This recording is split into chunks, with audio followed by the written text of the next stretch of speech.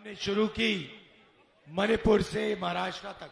भैया मेरा तार मत खींचिए। यूपी का अलग ही मजा है।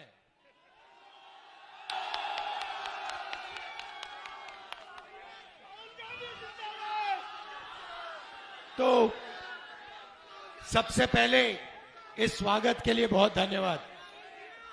यूपी में जहां भी मैं देखूं पोस्टर मिलते हैं, बेरोजगारी, महंगाई और पेपर लीक।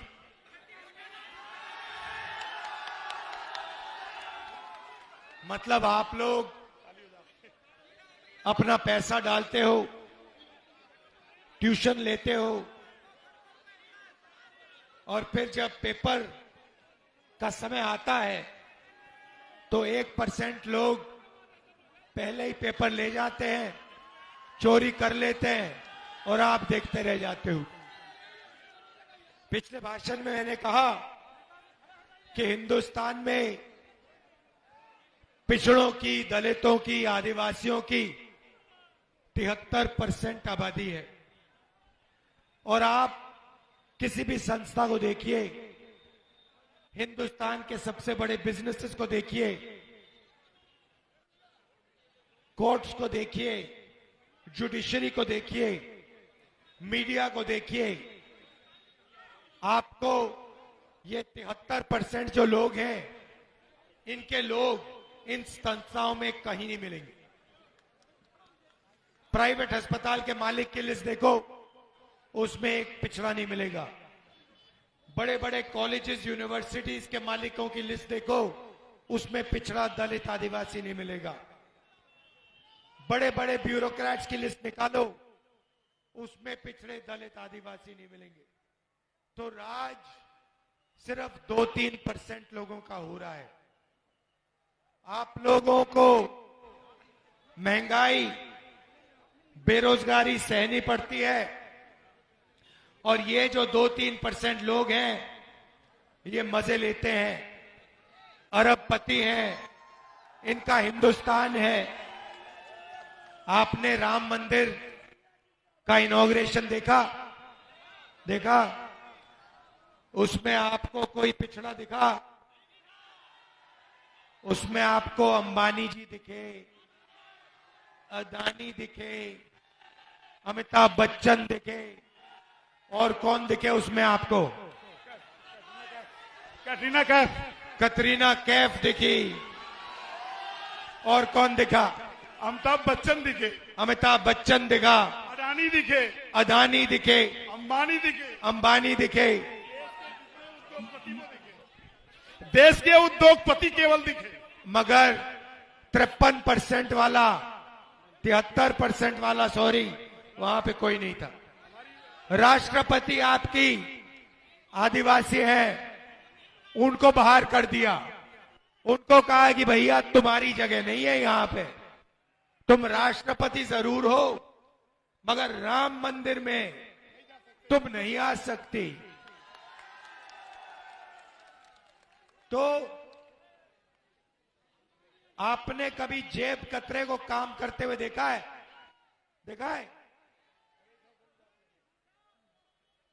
क्या नाम है तुम्हारा? यादव जी खड़े हुई ऊपर जीप पे। अब ये देखिए, ये सुरेश यादव जी खड़े हैं। अब अगर कोई चाहते हैं, कुछ नहीं होगा भैया, खड़े रहो, घबराओ मत, खड़े रहो, देखना चाहिए।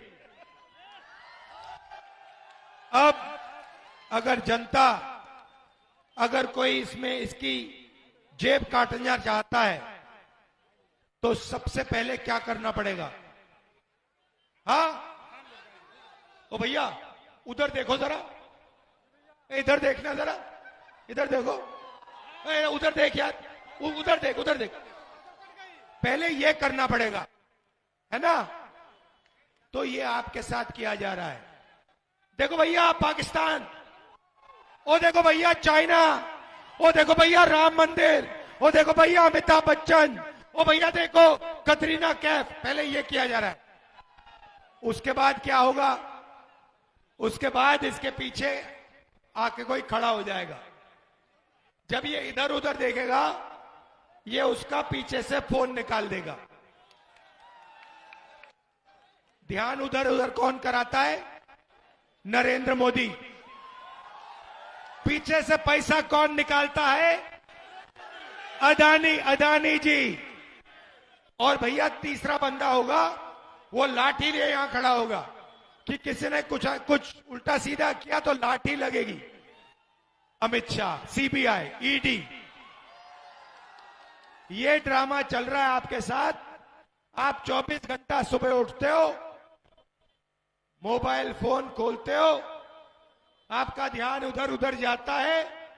जीएसटी से आपका पैसा जेब से निकलता है, नोटबंदी से पैसा निकलता है, और 1-2% अदानी जैसे लोग आपके पैसे को खाते रहते हैं, आप भूखे मरते रहते हो। ये हिंदुस्तान है। निकलने का रास्ता जाति जनगणना क्रांतिकारी काम, कि पहले पता लगाओ दलित आदिवासी पिछड़े कितने हैं और उनके हाथ में कितना धन है। जिस दिन आप लोगों को पता लग गया कि दलितों के हाथ में, पिछड़ों के हाथ में, आदिवासियों के हाथ में इस देश में कुछ ही नहीं है, उस दिन आप लोग जाग जाएंगे और जो आपको करना है आप 2 मिनट में कर दोगे। इसीलिए कांग्रेस पार्टी ने अपने मैनिफेस्टो में जाति जनगणना पहले नंबर पे लगा रखा है। यादव जी, आपका बहुत बहुत धन्यवाद। आप सबका दिल से धन्यवाद। नमस्कार, जय हिंद। यादव जी बैठो। आपने अग्निवीर योजना का नाम सुना है? जी सर। सुना है? जी जी। ये है क्या? क्या चीज सर जी? अग्निवीर योजना है क्या? अग्निवीर 4 साल के लिए कर दिया फौज में, तो इस बर्बाद कर दिया देश को हमारे। नहीं, 4 साल में किया। तो आपको मालूम है कि अब हिंदुस्तान में 2 तरीके के शहीद होंगे। एक, सेना वाला जब शहीद होगा उसे शहीद का दर्जा दिया जाएगा, और दूसरा जो अग्निवीर होगा, जब वो शहीद होगा उसको शहीद का दर्जा नहीं दिया जाएगा, उसकी लाश को परे कर दिया जाएगा और उसको भूल दिया जाएगा। अग्निवीर योजना में जो शहीद होगा उसको ना पेंशन मिलेगी, परिवार को ना पेंशन मिलेगी, ना मदद मिलेगी, कुछ नहीं।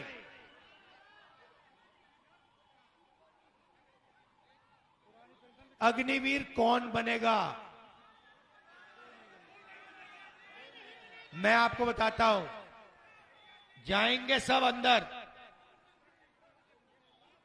4 साल बाद 4 में से 3 को लात मार के बाहर भगा दिया जाएगा। कहा जाएगा तुम्हारी यहां कोई जरूरत नहीं है, और 4 में से 1 बंदा सेना में जाएगा।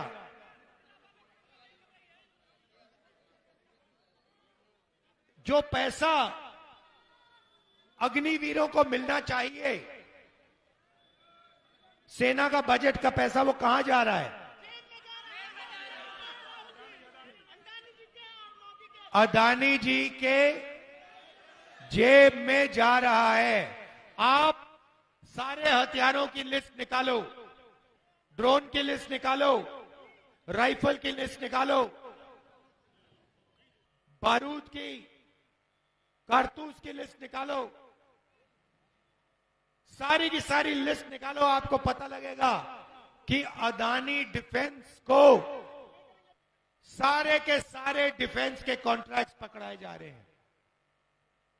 अग्निवीर को कह रहे हैं तुम्हें हम शहीद का दर्जा नहीं देंगे, तुम्हारे परिवार की मदद नहीं करेंगे और जो उसको मिलना था वो उसके हाथ से निकालकर नरेंद्र मोदी जी अपने मित्र को दे रहे हैं। ये सच्चाई है। मैंने ये बात पार्लियामेंट में बोली, आपने भाषण देखा होगा। मुझे लोकसभा से निकाल दिया, मेरी सदस्यता रद्द कर दी। सुप्रीम कोर्ट ने कहा कि राहुल गांधी की सदस्यता वापस करो, तब मैं लोकसभा में जा पाया। मेरा घर छीन लिया, 2 साल की जेल दे दी। जब मेरा घर छीना, मैंने उनसे कहा ले जाओ, मुझे तुम्हारा घर नहीं चाहिए। मेरा घर हिंदुस्तान के करोड़ों लोगों के दिल में है। मैं आपको दिल से धन्यवाद करना चाहता हूं और आपसे कहना चाहता हूं, आप अपने हक के लिए लड़िए, आप खड़े हो जाइए। ये देश आपका है, 1% का नहीं है, आपका है, किसानों का है, मजदूरों का है, छोटे दुकानदारों का है, बेरोजगार युवाओं का है। खड़े हो जाइए, जागरूक हो जाइए, जो आपका है ले लीजिए। धन्यवाद। जय हिंद। राहुल गांधी, अखिलेश यादव जिंदाबाद।